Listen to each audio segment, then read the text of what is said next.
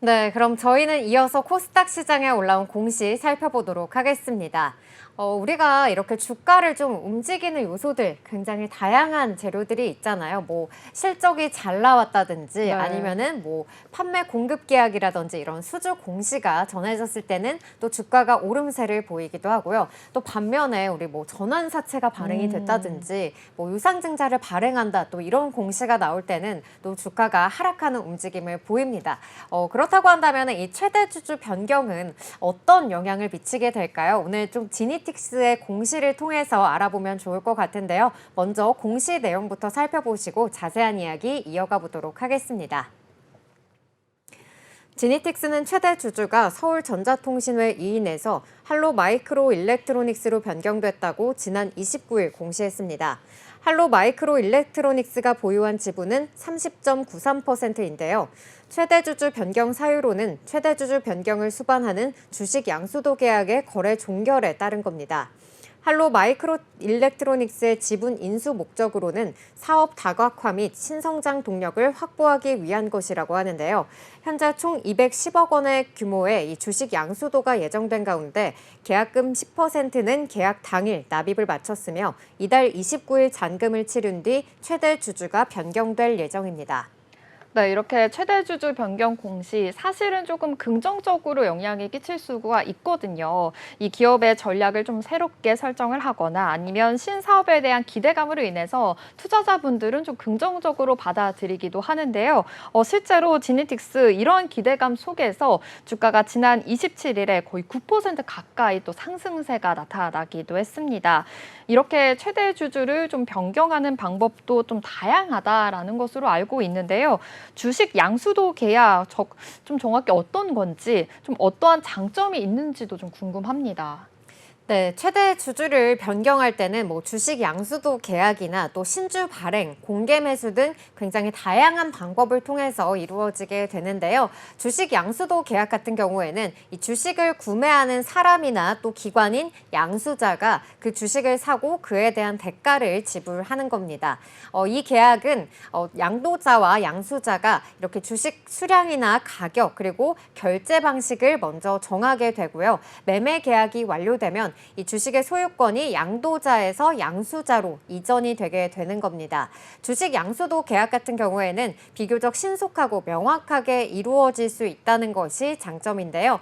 계약서의 양도 조건이나 또 대금 지급 방식, 주식 이전 시점 등을 상세하게 명시할 수가 있기 때문에 잠재적인 분쟁을 예방하는 데에서도 좀 도움이 된다고 할 수 있겠습니다. 또 양수인이 자신이 원하는 지분율을 정확하게 획득을 할 수가 있기 때문에 불확실성에서 벗어나서 좀 안정적으로 주식을 확보할 수 있게 됩니다. 네, 이렇게 주식 양수도 계약 좀 신속하고 명확한 방법으로 아무래도 분쟁의 좀 예방에 도움이 된다라고도 말씀해 주셨고 이 계약을 좀 정확하게 할 수 있다는 점에서 이 최대 주주 변경의 한 방법이다라는 것을 확인해 볼 수 있었는데요. 지니틱스 좀 예전에는 좀 수차례 이렇게 최대 주주 변경이 무산되어 왔었잖아요. 네. 아무래도 그래서인지 이번 매각이 더 성공적으로 느껴지는 것 같거든요. 더 관심이 모아지고 있다면서요. 네, 이번 매각이 좀 최종적으로 이루어지게 될지 귀추가 주목이 되고 있는데요. 앞서 지니틱스 이 경영권 매각은 두 차례 무산되면서 몰취한 계약금과 중도금만 120억 원에 달하는 걸로 알려져 있습니다. 지니틱스의 매각이 앞서 수차례 불발됐다는 점을 고려한다면은 이번 계약 역시도 좀 엎어질 가능성을 배제할 수는 없는 상황인 건데요. 실제로 서울전자통신은 지난 2021년 4월 지니틱스의 최대 주주로 오른 뒤에 이듬해 9월 AB 프로바이오와 최대 주주 변경을 수반하는 지분 양수도 계약을 체결했지만 그해 12월 양측의 의견 차이로 계약이 무산됐습니다. 이후 올해 3월에는 서울전자통신이 지난 3월 지니틱스 주식 600만 주를 114억 원의 이 LAT와 예주산업에 매각하기로 했는데요. 하지만 잔금 미지급 등을 이유로 해서 매각이 철회가 됐습니다. 서울전자통신은 매수인이 잔금 지급 기일까지 잔금을 지급하지 않음에 따라서 타법인 주식 및 이 출자증권 처분 결정을 철회했다라고 밝혔는데요. 그러나 이 지속적인 매수인의 요청에 따라서 본 계약을 원활하게 종결시키기 위해서 매수인과 처분 금액 그리고 잔금 및 잔금 지급일 변경에 합의했다고 밝혔습니다. 이 합의에 따라서 매수인은 LAT와 예주산업에서 LAT와 이큐메슨 제약으로 변경이 됐고요.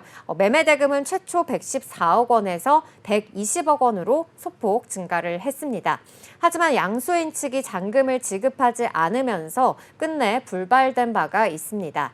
금융투자업계 한 관계자는 이번 최대주주 변경 소식에 대해서 이 계약일과 잔금 납입일 간에 한 달 이상의 차이가 있는 만큼 실제 납입이 이뤄지는지는 지켜볼 필요가 있다고 밝혔고요.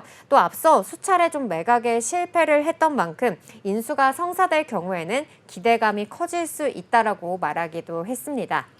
네, 앞서 아무래도 이렇게 수차례 불발된 만큼 이번 계약에 대해서 좀 계속해서 좀 지켜보셔야 할 것 같은데요. 이번에 최대 주주로 변경한다고 밝힌 할로 마이크로 일렉트로닉스 어떤 기업인지 좀 궁금하거든요. 또 지니틱스도 어떤 기업인지도 좀 자세하게 살펴보면 좋을 것 같습니다.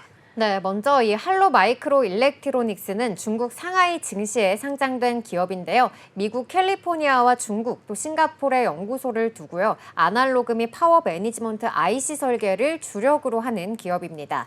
지난 23일을 기준으로 이 할로 마이크로 일렉트로닉스의 시총은 약 43억 위안, 우리 돈으로 8,145억 원을 기록하고 있습니다.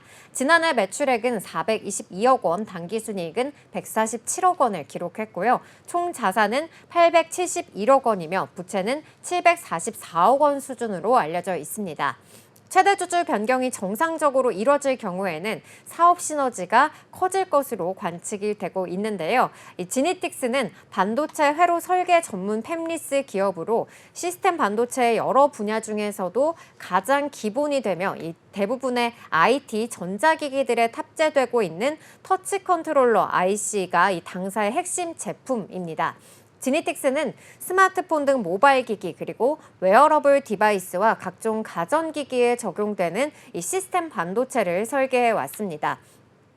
지니틱스는 올 2분기 별도 기준 영업이익이 7억 7,600만 원으로 전년 동기 대비 흑자 전환을 했는데요. 같은 기간 매출액은 전년 대비 95.25% 증가한 138억 3천만 원, 순이익은 전년 대비 흑자 전환한 8억 8,300만 원을 기록한 걸로 나타났습니다. 누적 기준으로는 매출액은 전년 동기 대비 154.64% 늘어난 297억 8,200만 원을 기록했고요. 영업이익은 3억 7,600만 원, 순이익은 6억 4,600만 원으로 모두 흑자를 기록했습니다. 한편 시장에서는 아날로그 반도체 그리고 전력용 반도체를 만드는 할로 마이크로 일렉트로닉스와 지니틱스는 접점이 좀 상당하다 이러한 평가를 내리고 있는데요. 서울전자통신 관계자는 과거 경영권 매각이 무산된 것은 이 매수인 측이 잔금을 지급하지 못했기 때문이라면서 이번 거래 대상인 할로 마이크로 일렉트로닉스는 자금력이 있는 회사인 만큼 잔금 납입을 기다리고 있다고 밝혔습니다. 네, 여기까지 지니틱스의 최대 주주 변경 공시와 관련해서 자세한 내용들 짚어봤습니다. 네, 먼저 지니틱스의 공시입니다. 지니틱스는 최대 주주가 서울전자통신회 2인에서 할로 마이크로 일렉트로닉스로 변경됐다고 지난 29일 공시했습니다. 할로 마이크로 일렉트로닉스가 보유한 지분은 30.93%인데요. 최대 주주 변경 사유로는 최대 주주 변경을 수반하는 주식 양수도 계약의 거래 종결에 따른 겁니다. 할로 마이크로 일렉트로닉스의 지분 인수 목적으로는 사업 다각화 및 신성장 동력을 확보하기 위한 것이라고 하는데요. 현재 총 210억 원 규모의 주식 양수도가 예정된 가운데 계약금 10%는 계약 당일 납입을 마쳤으며 이달 29일 잔금을 치른 뒤 최대 주주가 변경될 예정입니다.